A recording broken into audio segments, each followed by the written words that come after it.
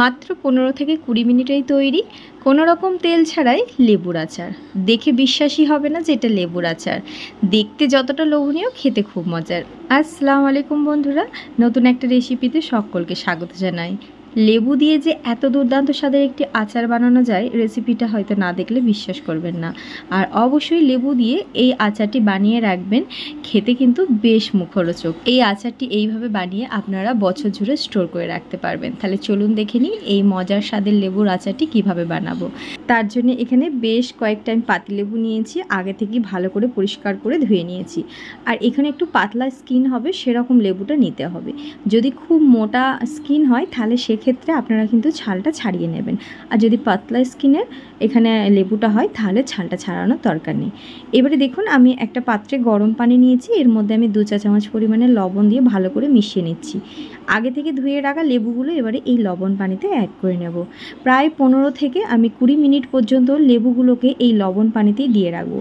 এতে করে লেবুর স্কিনের ওপরে যদি কিছু ময়লা লেগে থাকে সেটা পুরোপুরি বেরিয়ে যায় এবং এর তেতো ভাবটা অনেকটা কমে যায়। তো এখানে খুব ভালো করে আমি লেবুগুলোকে একটু হাতের সাহায্যে এইভাবে করে লগুড়ে নিচ্ছি। আর এটা প্রায় 15 থেকে 20 মিনিট আমি এইভাবেই গরম ও নুন পানি দিয়ে ভিজিয়ে রেখেছিলাম। এবারে এই পানি থেকে আমি লেবুগুলোকে তুলে নিয়েছি। এবারে আমি এটা কেটে দেখাচ্ছি। দেখুন, দুদিকের পেছনের অংশের মুখগুলো কেটে নিয়ে এবারে ঠিক এইভাবে করে কেটে নেবো। একটু দেখে বুঝে নিতে হবে। আর মাঝখানে যে অংশটা থাকবে সেটাকে অবশ্যই বাদ দিয়ে নিতে হবে। আর যদি কোনো দানা থাকে দানাগুলো তো অবশ্যই ফেলে দিতে হবে। আর ঠিক এইভাবে ছোট ছোট করে লেবুগুলোকে টুকরো করে নিতে হবে। এই লেবুগুলো আপনাদের সুবিধার্থে আপনারা ছুরির সাহায্যেও কেটে নিতে পারেন, তবে বটিতে কাটলে আমার বেশ সুবিধা হয়, তার জন্য আমি বটিতে কেটেই দেখালাম। তো এখানে সমস্ত লেবুগুলোকে দেখুন ছোট ছোট করে টুকরো করে নিয়েছি। আর এখানে কোনো রকম যেন লেবুর দানা না থাকে, তা নাহলে কিন্তু তিতো হয়ে যাবে। তো এখানে দেখুন কিছুটা কিছুটা করে মিক্সার গ্রাইন্ডারের জারে লেবু নিয়ে নিচ্ছি আর এগুলোকে একটু পেস্ট করে নেব। লেবুটা একেবারে মিহিভাবে এখানে পেস্ট করা যাবে না, মানে একটু হালকা দানা দানা থাকবে, মানে খোসাগুলো একটু হালকা হালকা বোঝা যাবে। আর তো দেখুন এখানে পুরো লেবুটা পেস্ট করে নিয়েছি। আর এখানে একটা বাটি মেজারমেন্ট হিসাবে আপনাদের রাখতে হবে। তো দেখুন এই বাটির 1.5 বাটি মতো আমার এখানে লেবু পেস্টটা হয়েছে। তো এটা একটা কড়ার মধ্যে দিয়ে দিচ্ছি। এবারে কড়াটা আমি চুলায় বসিয়ে দিচ্ছি, একটু নাড়াচাড়া করে নেব 1 মিনিট পর্যন্ত। 1 মিনিট একটু নাড়াচাড়া করার পর এখানে অল্প অল্প করে কিছু মশলা অ্যাড করব। প্রথমে চিলি ফ্লেক্স আমি 2 চা চামচ পরিমাণে দিচ্ছি, তারপর একটু বিট লবণ অ্যাড করে নিচ্ছি 1 চা চামচ পরিমাণে। এখানে জিরের গুঁড়ো 1 চা চামচ পরিমাণে দিয়েছি, তারই সাথে এখানে 1 চা চামচ পরিমাণে গোলমরিচের গুঁড়ো দিয়েছি। এখানে 1/4 টিস্পুন আমি দিয়েছি হিং, তারই সাথে এখানে 1 চা চামচ নর্মাল লবণ দিয়েছি আর 1 চা চামচ চাট মশলা দিয়েছি। সব কিছুকে খুব ভালো করে মিক্স করতে থাকবো। এখানে কোনো রকম তেলের প্রয়োজন নেই এই লেবুর আচারটার ক্ষেত্রে।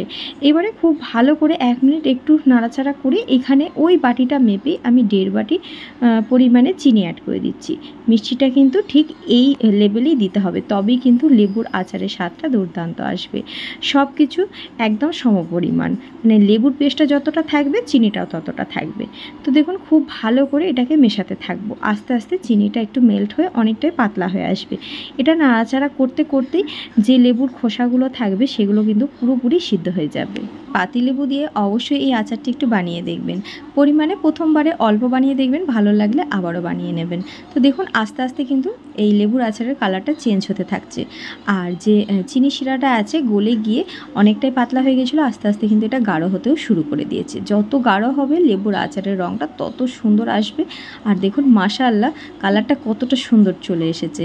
লেবুর আচারটা প্রায় কিন্তু আমার হয়েই এসেছে। আর একটু হালকা টাইট টাইট করে নিলেই কিন্তু এখানে লেবুর আচারটা তৈরি হয়ে যাবে।